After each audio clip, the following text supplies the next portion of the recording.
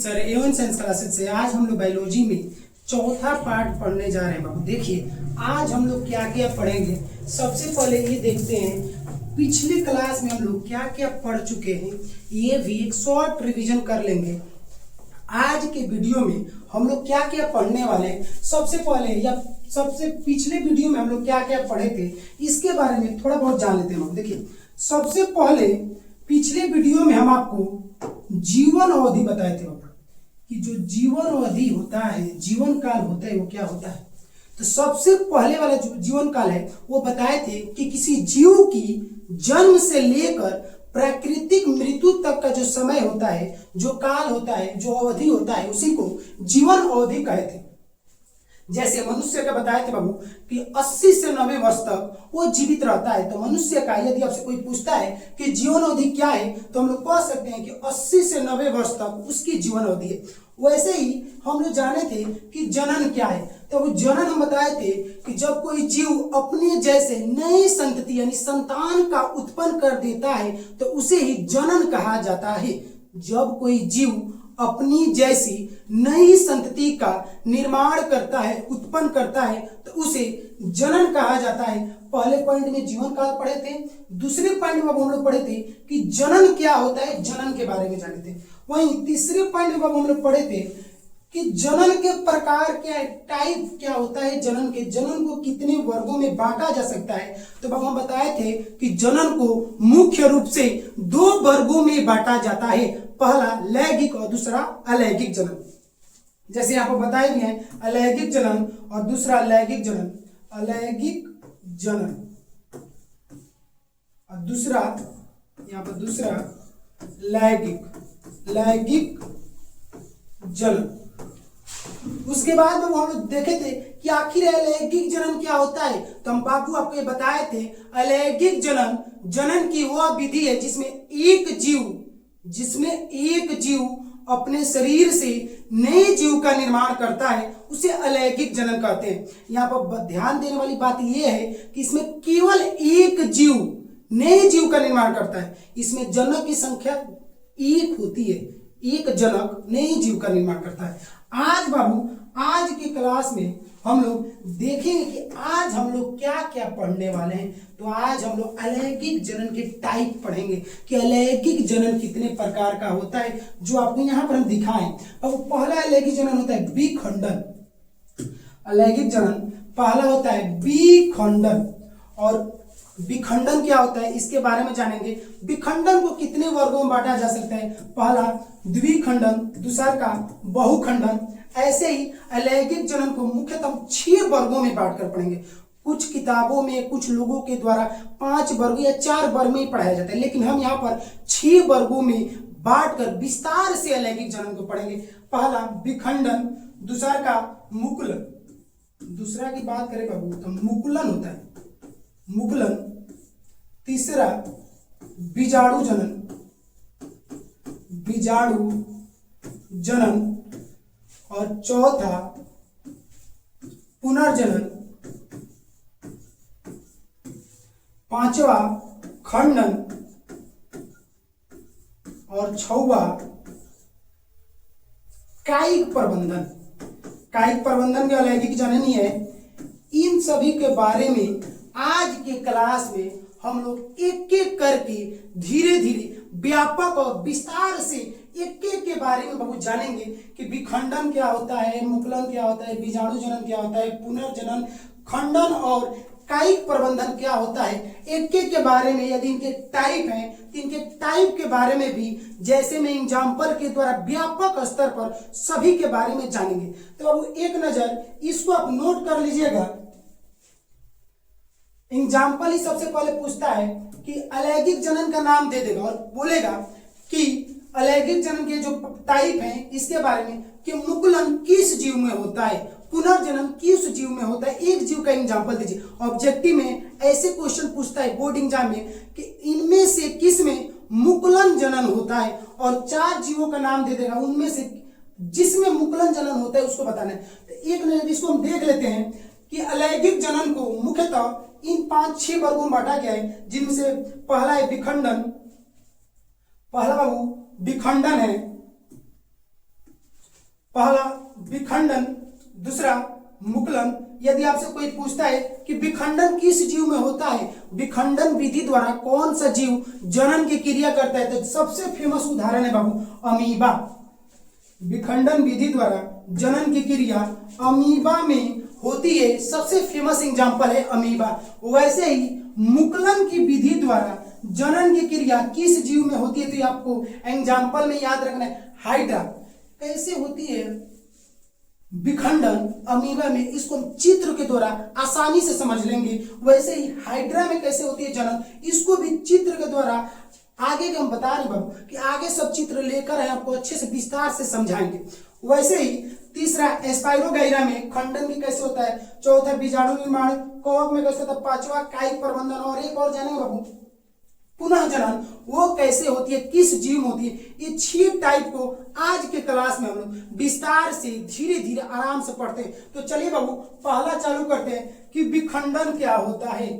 विखंडन क्या होता है, तो बाबू सबसे पहले ध्यान से मेरी बातों को सुनना है। विखंडन अलैंगिक जनन की वह विधि है जिसमें जीव अपने शरीर को तोड़कर एक नई जीव का निर्माण करता है, तो उसे विखंडन कहते हैं। एक बार और सुना है कि विखंडन अलैंगिक जनन की वह विधि होती है जिसमें जीव अपने शरीर को तोड़कर नए जीवों का निर्माण करता है, तो उसे विखंडन कहते हैं। जैसे लाइन बाय लाइन हम नोट्स बनाकर लाए हैं, ऐसे ही लाइन बाय लाइन आपको भी नोट्स बनाना है अपने कॉपी में, तो अब आपको अच्छे से बायोलॉजी समझ में भी आएगी और याद भी होगा। क्लास करने के बाद आप अपने जो नोट्स बनाए हैं उसका रिवीजन करते रहिए, क्लास पूरे अच्छे से आपको समझ में आएगा। तो चलिए वो पहले देखते हैं कि विखंडन क्या होता है, आखिर ये विखंडन है क्या। विखंडन अभी बताएं कि विखंडन अलैंगिक जनन की वह विधि होती है जिसमें जीव अपने शरीर को तोड़कर, जिसमें जीव का शरीर टूटता है और वो नए जीवों का निर्माण कर लेता है, नए जीव में परिवर्तित हो जाता है, तो अलैंगिक जनन की इस विधि को विखंडन कहा जाता है। तो देखिए एक ऐसी प्रक्रिया जिसमें एक जनक कोशिका, जो जनक का शरीर है, जनक की कोशिका है या नाभिक, 2 या 2 से अधिक छोटे भागों में टूटकर, 2 या 2 से अधिक छोटे भागों में टूटकर एक नए जीव का निर्माण कर लेते हैं, तो उसे विखंडन कहा जाता है। यदि जैसे में हम बात करें, जैसे में तो बाबू कौन जीव है, अमीबा। जैसे में यदि हम बात करें तो सबसे पहला जीव कौन है जी, अमीबा। अमीबा वैसे ही प्लाज्मोडियम में भी विखंडन के द्वारा ही जनन की क्रिया होती है। पहला अमीबा और दूसरा प्लाज्मोडियम। पहला यदि आपसे कोई पूछता है कि अमीबा में अलैंगिक जनन पाया जाता है, तो अलैंगिक जनन की कौन सी क्रिया पाई जाती है, तो आपको याद रखना है विखंडन। विखंडन के द्वारा ही अमीबा अपने शरीर को तोड़ता है और एक से अधिक अमीबा का निर्माण कर लेता है, एक अमीबा 2 अमीबा में बदल जाता है, तो इस क्रिया को विखंडन कहा जाता है। और विखंडन की क्रिया के द्वारा ही अमीबा लैंगिक जनन की क्रिया करता है। वैसे ही प्लाज्मोडियम भी एक ऐसा जीव है जो अपने शरीर को तोड़कर कई पार्ट्स में विभक्त हो जाता है और कई जीवों का निर्माण कर लेता है, उसे ये विखंडन नहीं पढ़ना है। प्लाज्मोडियम में जन्म कैसे होता है उसको भी हम आगे देख रहे हैं कि कैसे प्लाज्मोडियम नए जीवों का निर्माण करता है। तो सबसे पहले बाबू ये हम लोग समझ चुके हैं कि विखंडन क्या होता है, तो आपको याद रखना है अलैंगिक जनन की वह विधि जिसमें कोई जीव अपने शरीर को तोड़कर, जिसमें किसी जीव की कोशिका अपने शरीर को तोड़कर नए जीवों में परिवर्तित हो जाती है, नए जीवों का निर्माण कर लेती है, तो उसे विखंडन कहा जाता है। जैसे में अमीबा, प्लाज्मोडियम। इसको लाइन बाय लाइन आपको उतार लेना है। जैसे हम नोट्स बना रहे हैं बाबू वैसे ही नोट्स बनाना है। चलिए आगे बाबू देखते हैं विखंडन। लगता है जहां तक मेरे को लगता है कि सबको क्लियर हो गया होगा विखंडन क्या होता है। वैसे ही विखंडन को कितने वर्गों में बांटा जाता है, आखिर विखंडन कितने टाइप होता है, कितने प्रकार से होता है, कितने वर्गों में से बांटा जा सकता है, तो विखंडन को मुख्यतः 2 वर्गों में बांटा जाता है, जिसमें पहला है द्विविखंडन और दूसरा बहुविखंडन। नाम से ही आपको मालूम चल जा रहा होगा कि द्विविखंडन और बहुविखंडन क्या है। तो देखिए बाबू विखंडन को मुख्यतः 2 वर्गों में बांटा जाता है, पहला द्विविखंडन, दूसरा बहुविखंडन। यदि आपसे कोई पूछता है कि द्विविखंडन क्या है, तो आपको याद रखना है जब कोई जीव अपने शरीर से या अपने शरीर को तोड़कर दो पार्ट्स में बंटकर दो जीवों का निर्माण कर लेता है, दो जीवों में विभक्त हो जाता है, तो वैसे ही क्रिया को, उस जनन को, उस अलैंगिक जनन को विखंडन कहा जाता है। उस विखंडन को द्विविखंडन कहा जाता है, सॉरी द्विविखंडन कहा जाता है। जब कोई जीव, एक जीव है बाबू, और वो दो पार्ट्स में, एक ये जीव हो गया और एक ये जीव हो गया। जब कोई जीव, पहले यहाँ पर एक ये जीव था, ये फर्स्ट जीव था, और ये टू पार्ट्स में टूट गया, और यहाँ पर एक ये जीव हो गया और यहाँ पर एक ये जीव हो गया, तो ये दो जीव हो गया। तो इस जिस जनन के द्वारा दो पार्ट्स में टूटकर दो जीवों का निर्माण कर लेता है, तो उसी जनन को द्विखंडन या द्विविखंडन कहा जाता है। ठीक वैसे ही जब कोई जीव अपने शरीर को कई पार्ट्स में तोड़कर या दो या दो से अधिक पार्ट्स में तोड़कर दो या दो से अधिक जीवों का निर्माण कर लेता है, तो उसे बहुविखंडन कहा जाता है। विखंडन को दो वर्गों में बांटा गया है, पहला द्विविखंडन, दूसरा बहुविखंडन। द्विविखंडन में जीव अपने शरीर को तोड़कर दो पार्ट्स में बंटकर दो जीवों का निर्माण करता है, जबकि बहुविखंडन में जीव अपने शरीर को कई पार्ट्स में तोड़ता है और कई जीवों का निर्माण करता है, तो उसे बहुविखंडन कहा जाता है। जहां तक मेरे को लगता है कि द्विखंडन या द्विविखंडन और बहुखंडन या बहुविखंडन सभी बच्चों को आसानी से समझ में आ गया होगा।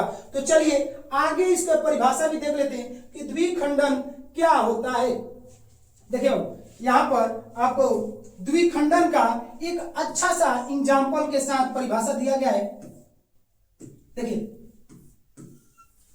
द्विखंडन क्या होता है, एक कोशिका जीवों में होने वाला एक प्रमुख अलैंगिक जनन है। पहले तो आपको याद रखना है अलैंगिक जनन को ही बांटे थे 6 पार्ट्स में, जिसमें से पहला विखंडन है, और विखंडन को 2 पार्ट्स में बांटे हैं, जिसमें से पहला द्विखंडन है।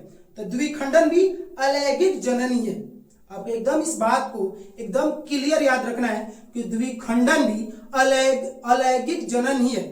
जो विखंडन अलैंगिक जनन है, विखंडन से ही द्विखंडन में मिला है। तो पहला एक कोशिकीय जीवों में होने वाला एक प्रमुख अलैंगिक जनन है, एकदम याद रखने का अलैंगिक जनन है, जिसमें एक जनक कोशिका विभाजित होकर पुत्री कोशिकाओं में संतति का निर्माण करती है। कितना जी? 2। जब एक कोशिका दो पुत्री कोशिका मतलब दो जीव का निर्माण कर लेती है, तो उसे ही द्विखंडन कहा जाता है। द्विखंडन बहुविखंडन की वह विधि है जिसमें एक जीव की कोशिका या एक मातृक कोशिका दो कोशिकाओं में टूट जाती है और दो जीवों का निर्माण कर लेती है, तो उसे द्विखंडन कहा जाता है। यह मुख्य रूप से अमीबा, पैरामीशियम और कुछ बैक्टीरिया में पाया जाता है। जो अमीबा की जनन की क्रिया है वो क्या है? विखंडन, द्विखंडन। इसमें अमीबा अपने शरीर को 2 पार्ट्स में तोड़ लेता है, कि जैसे ये है बाबू अमीबा है, इसका केंद्र 2 पार्ट्स में विभक्त हो जाता है कुछ ऐसे,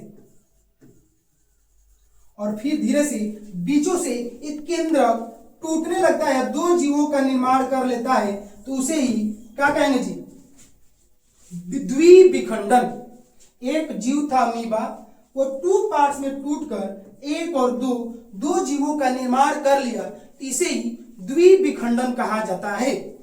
जैसे देखिए बाबा, जैसे ये है कि यहां पर एक अमीबा है, देखिए ये अमीबा है, एक अमीबा है, अपने शरीर को जब प्रजनन की क्रिया कर रहा है, तो एक अमीबा यहाँ पर अपने केंद्रों को चौड़ा कर रहा है, और धीरे धीरे यहाँ पर आप देखिए कि यहाँ पर टूटकर एक जीव ये हो गया और एक जीव ये हो गया, और इसी ही द्विविखंडन के नाम से जाना जाता है, जिसमें एक जीव से 2 जीवों का निर्माण हो जाता है। जब एक जीव जिस जनन की क्रिया के द्वारा 2 जीवों में परिवर्तित हो जाते हैं, तो उसे द्विविखंडन कहा जाता है। यहाँ पर ये अमीबा है, अमीबा में जो जनन की क्रिया होती है द्विविखंडन है। ये अमीबा एक जीव है, यहाँ पर धीरे धीरे जनन की क्रिया द्वारा 2 जीवों में परिवर्तित हो गया है, पहला ये और दूसरा ये, तो इसे जिस जनन की क्रिया द्वारा ये 2 जीवों में परिवर्तित हुआ है, उसे ही द्विविखंडन कहा गया है। यहाँ पर चित्र के द्वारा आपको आसानी समझ में आ गया होगा कि एक जीव है, अपने जीव में एक जो जीव है वो विखंडन कर रहा है, टूट रहा है। और कितने पार्ट्स में टूट रहा है जी? 2 पार्ट्स में टूट रहा है और 2 जीवों का निर्माण कर रहा है। तो इसे द्विखंडन या द्विविखंडन कहेंगे, क्योंकि इसमें 2 जीवों का निर्माण हो रहा है। और इस कंडीशन में यदि जो ये कंडीशन से जनन की क्रिया हो रही है तो उसे द्विखंडन कहा जाता है। इसमें एक जीव अपने शरीर को 2 पार्ट्स में तोड़कर 2 नए जीवों का निर्माण कर लेता है। वैसे ही आगे देखते हैं बाबू कि बहुविखंडन क्या होता है। आखिर बहुखंडन क्या होता है? बहुखंडन क्या होता है?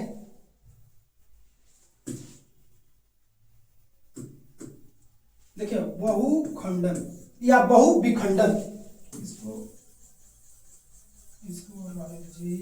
टाइपिंग मिस्टेक है, यहां हो गया। देखिए, बहुखंडन क्या होता है पहले बताएं कि जब एक जीव अपने शरीर को कई पार्ट्स में तोड़कर कई जीवों का निर्माण कर लेता है तो इस क्रिया को बहुखंडन या बहुविखंडन कहा जाता है। तो वैसे ही बहुविखंडन अलैंगिक जनन की एक प्रमुख प्रक्रिया जिसमें एक जीव, याद रखना है, एक जीव प्रतिकूल परिस्थितियों में एक साथ कई पुत्री कोशिकाओं कई पार्ट्स में टूट जाता है, जिसके कारण यह कई जीवों का निर्माण कर लेता है, एक नहीं कई जीवों का निर्माण कर लेता है, तो उसे बहुविखंडन कहा जाता है। जैसे में प्लाज्मोडियम, जो प्लाज्मोडियम है बाबू, इसमें जो क्रिया होती है, जिस क्रिया के द्वारा ये कई पार्ट्स में एक बार में इसका शरीर कई पार्ट्स में टूट जाता है, कई जीवों का निर्माण कर लेता है, 2 से अधिक जीवों का निर्माण कर लेता है,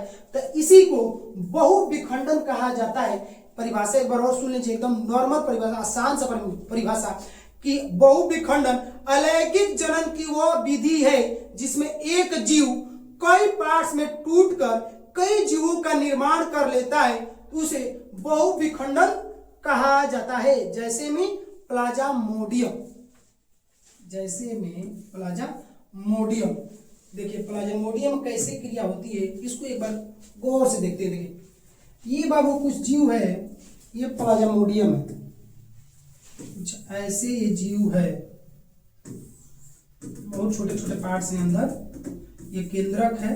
देखिए, कुछ ऐसे जब ये बहुविखंडन की क्रिया के तौर में जब ये परिपक्व होता है जनन के लिए, जनन की क्रिया प्रारंभ करता है, तो इसके अंदर केंद्रक कई पार्ट्स में केंद्रक टूट जाता है। देख रहे हैं ना, कई पार्ट्स में केंद्रक विभक्त हो गया है और यही आगे से फट जाता है और सब नए नए जीवों का निर्माण हो जाता है। एक साथ कितने सारे जीवों का निर्माण हो गया, तो इसे बहुविखंडन कहा जाएगा। अलैंगिक जनन की वह विधि है जिसमें एक जीव कितनी सारे कई सारे बहुत सारे जीवों का निर्माण कर लेता है, तो इसे बहुविखंडन कहते हैं।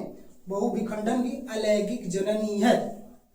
इसमें एक जीव अपने शरीर से कई सारे बहुत सारे जीवों का निर्माण कर लेता है, तो उसे बहुविखंडन कहा जाता है। यहाँ पर ये प्लाज्मोडियम है, प्लाज्मोडियम है बाबू, मोडियम, जो कई पार्ट्स में टूटकर कितने सारे जीवों का निर्माण कर लिया है, तो अलैंगिक जनन की इस विधि को बहुविखंडन कहा जाता है। आगे देखिए, अब मेरे को लगता है कि विखंडन आप पूरे अच्छे तरीके से समझ गए होंगे, फिर भी एक शॉर्ट रिवीजन कि विखंडन क्या है। तो विखंडन अलैंगिक जनन की वह विधि है जिसमें कोई जीव अपने शरीर को तोड़कर नए जीवों का, नए संततियों का निर्माण करता है। इसे मुख्यतः 2 वर्गों में बांटा जाता है। पहला द्विविखंडन, दूसरा बहुविखंडन। द्विविखंडन अलैंगिक जनन की वह विधि है या वह विखंडन है जिसमें जीव अपने शरीर को 2 पार्ट्स में तोड़ता है और 2 जीवों का निर्माण करता है। वहीं बहुविखंडन वह विखंडन है जिसमें जीव अपने शरीर को कई पार्ट्स में तोड़कर बहुत सारे जीवों का निर्माण कर लेता है, तो उसे बहुविखंडन कहा जाता है। ऐसे ही आगे देखते हैं, दूसरा अलैंगिक जनन के सबसे इंपॉर्टेंट है मुकुलन कि आखिर मुकुलन क्या होती है। मुकुलन, देखिए मुकुलन अलैंगिक जनन की वह विधि है जिसमें जीव के शरीर पर एक उभार निकलता है, एक उभार नुमा संरचना निकलती है जिसे कलिका कहते हैं, जिसे मुकुल कहते हैं। और यही मुकुल आगे चलकर जीव के शरीर से अलग हो जाता है और एक नए जीव में परिवर्तित हो जाता है। तो अलैंगिक जनन के इस विधि को मुकुलन कहा जाता है। वही परिभाषा सेम यहाँ लिखा है कि एक प्रकार का अलैंगिक जनन है जिसमें जनक के जीव के शरीर से एक उभार या मुकुल निकलता है जिसे कालिका कहते हैं। ये विकसित होकर मुकुल से पोषण प्राप्त करता है, धीरे धीरे बड़ा हो जाता है और एक नए जीव में परिवर्तित हो जाता है। अंत में जनक के शरीर से अलग होकर एक नए जीव का निर्माण कर लेता है। और ये सारी क्रियाएं जिस विधि के द्वारा जिस जनन के में होता है उसे मुकुलन कहता है। आसान भाषा में आपको याद रखना है, मुकुलन अलैंगिक जनन की वह विधि है जिसमें जनक के शरीर पर एक उभार निकलता है जो आगे चलकर परिपक्व होकर जीव के शरीर से अलग हो जाता है और एक नए जीव में परिवर्तित हो जाता है। तो उसे मुकुलन कहते हैं, उसे मुकुलन कहते हैं। एक मिनट, कॉलर है बाबू, एक मिनट। उसे मुकुलन कहते हैं। इसमें अलैंगिक जनन की एक विधि है जिसमें जीव का शरीर पर एक उभार निकलता है, वही उभार आगे कलिका में परिवर्तित होता है और कलिका जब परिपक्व हो जाता है तो जीव के शरीर से अलग हो जाता है और इसे ही मुकुलन कहा जाता है। यहाँ पर चित्र के द्वारा हम समझते हैं बाबू मुकुलन क्या होता है। ये हाइड्रा है, यह हाइड्रा है, एक जीव है। इसके शरीर पर देखिए धीरे धीरे उभार चालू हो जाता है और उभार धीरे धीरे जीव के आकार में, जैसे जीव है उसमें परिवर्तित होने लगता है और ये जीव से अलग हो जाता है और अलग जीव का निर्माण कर लेता है। तो इसे ही मुकुलन कहा जाता है। यहाँ पर एक जीव था, सबसे पहले इसके शरीर में उभार निकला, यही उभार धीरे धीरे विकसित होता गया और यहाँ पर एक नए रूप में आ गया, यहाँ पर और ज्यादा विकसित हो गया और यहाँ पर पूरी तरह परिपक्व होकर जीव से अलग हो गया। यहाँ पर ये पहला जीव और यहाँ पर ये दूसरा जीव, ये दो जीवों का निर्माण कर लिया। ये जिस विधि या जिस क्रिया के द्वारा ये नए जीव का निर्माण किया, जिस जनन के द्वारा ये नए जीव बना लिया, निर्माण कर लिया, तो उसे ही मुकुलन कहा जाता है। जैसे में हाइड्रा, ये एक हाइड्रा है, इसके शरीर पर पहले उभार आया, ये उभार धीरे धीरे विकसित हुआ, विकसित होकर और भी परिपक्व हुआ, उसके बाद यहाँ पर पूरी परिपक्व होकर जीव के शरीर से अलग हो गया और ये एक जीव और ये दूसरा जीव, दो जीवों में परिवर्तित हो गया। तो इसे ही मुकुलन कहा जाता है। मेरे को लगता है कि सभी बच्चों को समझ में आ गया होगा कि एक जीव के शरीर पर सबसे पहले उभार निकलता है और वही उभार परिपक्व होकर नए जीव में परिवर्तित हो जाता है, इसे ही मुकुलन कहते हैं। जैसे में हाइड्रा में होने वाला जनन मुकुलन के द्वारा ही होता है। आगे बढ़ते हैं। यहाँ पर तीसरा हम लोग पढ़ते हैं कि बीजाणु जनन क्या है। ये जो बीजाणु जनन है ये क्या होता है। देखिए अलैंगिक जनन की ये भी एक विधि है, इसमें सबसे पहले बीजाणुओं का निर्माण होता है और यही बीजाणु आगे चलकर नए जीवों में परिवर्तित हो जाते हैं, उसे ही बीजाणु जनन कहा जाता है। यहाँ पे इसका एक परिभाषा दिया गया है। अलैंगिक जनन की एक विधि है, इसमें जीव के शरीर में बीजाणुओं का निर्माण होता है जो आगे चलकर नए जीवों के निर्माण में भाग लेते हैं, नए जीवों में परिवर्तित हो जाते हैं, इसे ही बीजाणु जनन कहा जाता है। देखिए अलैंगिक जनन की एक विधि है बीजाणु जनन। अलैंगिक जनन की एक विधि है जिसमें कवक जैसे जीव, बैक्टीरिया और कुछ पौधे भी बीजाणु जनन की क्रिया करते हैं। हल्के और सुरक्षात्मक इकाइयों का उत्पादन करते हैं। बीजाणु अनुकूल परिस्थितियों में नमी, जब बीजाणु उनके शरीर से बाहर, प्रतिकूल परिस्थिति में नहीं, इनके अनुकूल, जब बीजाणु उनके शरीर से बाहर आने की स्थिति में होते हैं वही अनुकूल परिस्थिति है। और जब अनुकूल परिस्थिति में अंकुरित होकर नए जीवों में विकसित हो जाते हैं, नए जीवों में परिवर्तित हो जाते हैं, तो उसे बीजाणु जनन कहा जाता है। एक बार आसानी से सरल भाषा में सुनिए कि जब एक जीव के शरीर में बीजाणुओं का निर्माण होता है, जब ये जीव या ये बीजाणु अनुकूल परिस्थिति में परिपक्व होकर जीव के शरीर से बाहर निकल आते हैं और नए जीवों में परिवर्तित हो जाते हैं, तो उसे बीजाणु जनन कहा जाता है। तो उसे बीजाणु जनन कहा जाता है। एकदम आपको याद रखना है, बीजाणु जनन अलैंगिक जनन की वह विधि है जिसमें जीव के शरीर में बीजाणुओं का निर्माण होता है और ये बीजाणु आगे चलकर परिपक्व होकर नए जीवों में परिवर्तित हो जाते हैं, तो इसे बीजाणु जनन कहा जाता है। मेरे को लगता है कि बीजाणु जनन पूरे अच्छे से आपको समझ में आ गया होगा। एक दो पॉइंट है जो की पॉइंट है उसको भी देख लेते हैं। बीजाणु जनन या सबसे पहले बीजाणु क्या होता है।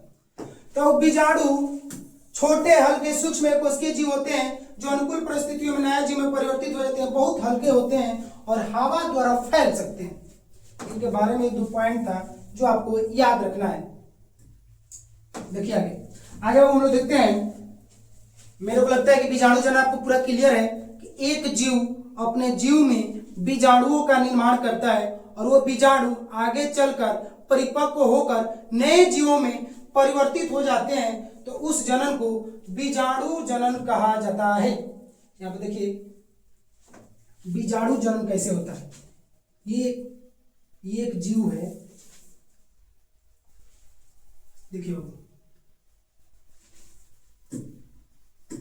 ये एक जीव है, इसके शरीर में बहुत सारे संख्या में छोटे छोटे जीवाणुओं का निर्माण हुआ है और यहाँ से ब्लास्ट हुआ है और ये सभी जीवाणु यहाँ पर नए जीवों के रूप में परिवर्तित हो गए हैं, तो इसे ही बीजाणु जनन कहा जाता है। एक जीव था, उसके शरीर में छोटे छोटे जीवाणुओं का निर्माण हुआ है और ये सभी छोटे छोटे जीवाणु नए जीवों में यहाँ पर परिवर्तित हो गए हैं। अब देखिए सब गिर है, सब ही जीव है, जितना ये जीव है ये सब जीव है और ये सब आगे चलकर नए जीवों में परिवर्तित हो जाएगा, तो इसे बीजाणु जनन कहा जाता है। अगला हम लोग देखते हैं कि पुनर्जनन क्या होता है। ये भी अलैंगिक जनन ही है। इसमें आपको याद रखना है कि पुनर्जनन का अर्थ ही होता है कि एक जीव कोई पार्ट्स में टूटता है, टूटा हुआ सभी पार्ट्स नए पार्ट्स में परिवर्तित हो जाता है। जैसे प्लेनेरिया में देखिए बाबू, प्लेनेरिया में एक मिनट क्या हो गया जी, देखिए एक जीव कई पार्ट्स में टूटता है। देखिए ये जो एक जीव है, प्लेनेरिया एक जीव है, ये प्लेनेरिया एक जीव है। यहां पर देखते हैं, मान लीजिए ये प्लेनेरिया एक जीव है, ये यहां से टूट गया, दो पार्ट्स में टूट गया। एक पार्ट्स ये हो गया, एक पार्ट्स ये हो गया और एक पार्ट्स ये हो गया, कुछ ऐसे तीन पार्ट्स हो गए। देखिए तीन पार्ट्स हो गए, तो ये वाला पार्ट्स ये पुराना वाला पार्ट्स है और ये नए पार्ट्स में परिवर्तित हो जाएगा इस जीव के भांति, और ये वाला नीचे भी पार्ट्स और ऊपर भी नए पार्ट्स कुछ ऐसे परिवर्तित हो गया। और तीसरा यहाँ देखिए बीच वाला पार्ट्स आ जाएगा और फिर तीसरा पार्ट्स आ जाएगा। जो तीसरा पार्ट्स है ये आप देखिए, पहले बीच वाला फिर ये तीसरा पार्ट्स। एक जीव था, अपने शरीर को तोड़ दिया, टूट गया, तो उसका टूटा हुआ भाग नए जीव में परिवर्तित हो गया। जैसे यहाँ पर एकदम स्पष्ट है कि प्लेनेरिया जो है एक जीव, ये तीन पार्ट्स में टूटा है, पहला, दूसरा, ये तीसरा, और तीनों पार्ट्स तीन नए जीवों का निर्माण कर लेता है। पहला, दूसरा, तीसरा। ये एक जीव यहां तक जब जनन की क्रिया किया तो तीन जीवों में परिवर्तित हो गया, तो इसी जनन को पुनर्जनन कहा जाता है। आसान सा परिभाषा है कि जीव का शरीर टुकड़ों में टूट जाता है और प्रत्येक टुकड़ा नए जीव में बदल जाता है, परिवर्तित हो जाता है, तो उसे पुनर्जनन कहते हैं। फेमस एग्जांपल है बाबू प्लनेरिया और स्पंज में जो जनन होता है उसे पुनर्जनन कहते हैं। पुनर्जनन के द्वारा प्लनेरिया नए जीवों का निर्माण करता है। सबसे फेमस एग्जांपल है कि इनमें से किस में प्लनेरिया के द्वारा इनमें से किस में पुनर्जनन के द्वारा जनन की क्रिया होती है। तो आपको ऑप्शंस में प्लनेरिया 100% मिलता है और पूछने वाला भी प्लनेरिया के पक्ष में ही पूछता है, तो अब उसी प्लनेरिया को तुरंत सही कर देना है, क्योंकि सबसे फेमस एग्जांपल जो है प्लनेरिया एक पुनर्जनन का। वैसे ही बाबू अगला देखते हैं कि खंडन क्या होता है। अलैंगिक जनन की खंडन से मात ये विखंडन है, समझ जाइए कि एकदम सेम टू सेम विखंडन है। जैसे विखंडन में जीव का शरीर टूटता था ना जी, वैसे ही इस जनन में भी जीव का शरीर टूटता है, थोड़ा बहुत अंतर है। जैसे देखिए यहां पर देखिए कि अलैंगिक जनन की वह विधि जिसमें जीव का शरीर 2 या 2 से अधिक टुकड़ों में खंडों में टूट जाता है और प्रत्येक टुकड़ा स्वतंत्र रूप से विकसित हो जाता है।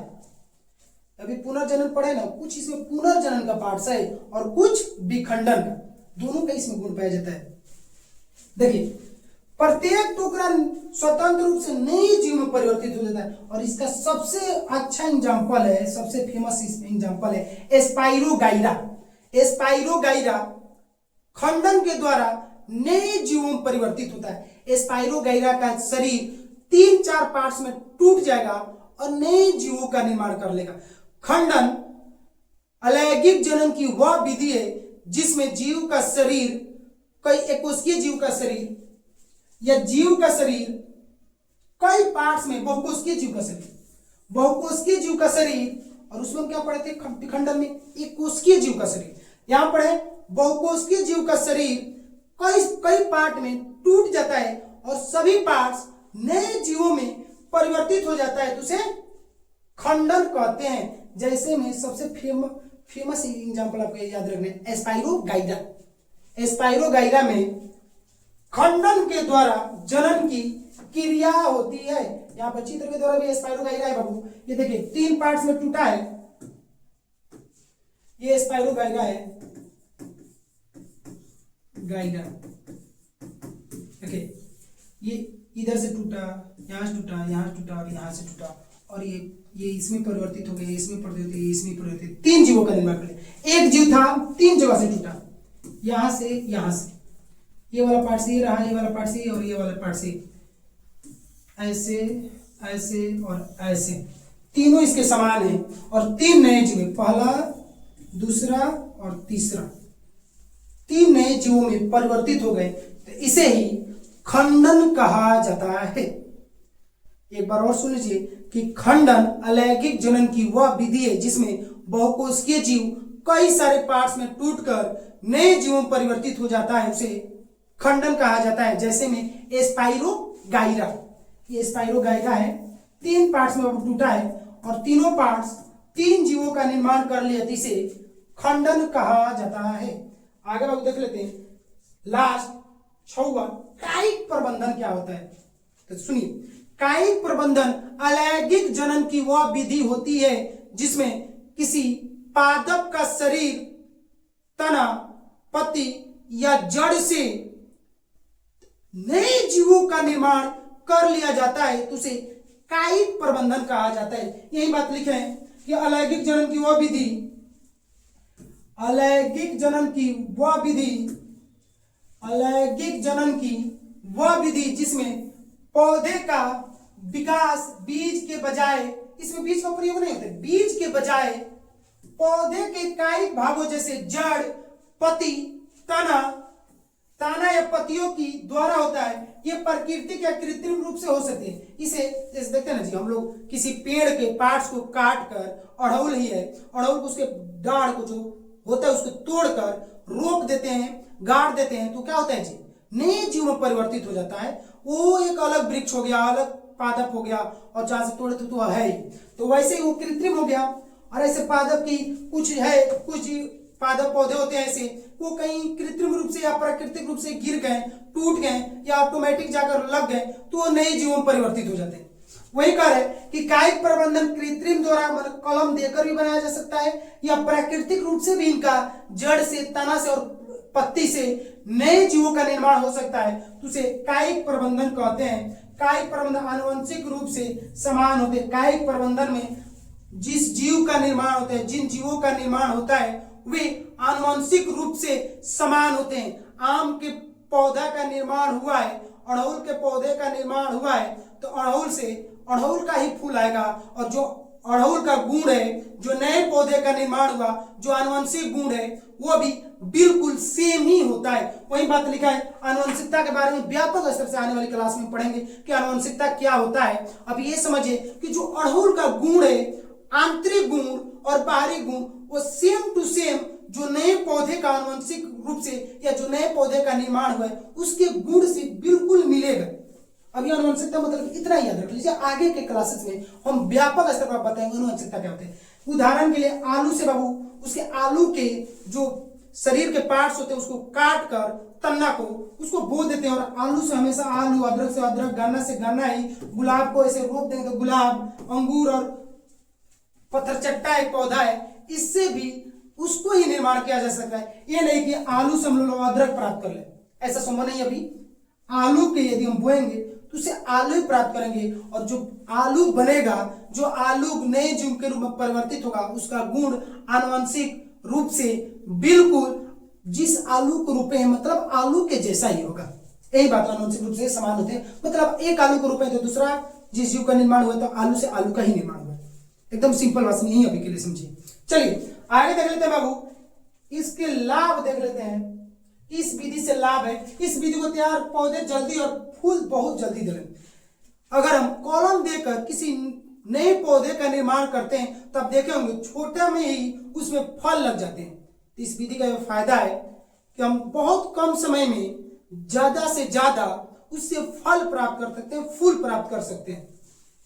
और एक बात आपको बता ही दें कि आनुवंशिक रूप से क्या होते हैं जी, समान होते हैं। ये आनुवंशिक रूप से समान होते हैं। चलिए आज के लिए बाबू इतना ही, मिलते हैं एक नए वीडियो में अगले टॉपिक के साथ। इसके आगे और भी मजेदार टॉपिक है, तो फिर वीडियो का एकदम वेट कीजिए लाइन बाय लाइन।